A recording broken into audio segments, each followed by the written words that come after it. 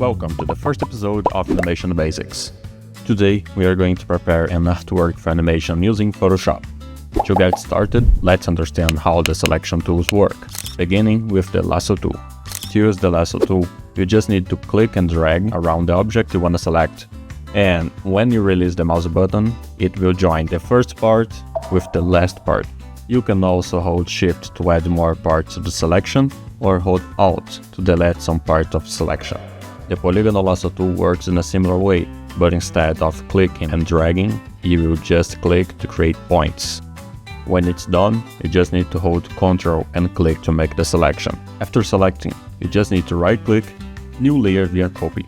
Make sure to select the right layer before doing this. For redrawing, we can use the Brush tool and the Mixer Brush tool.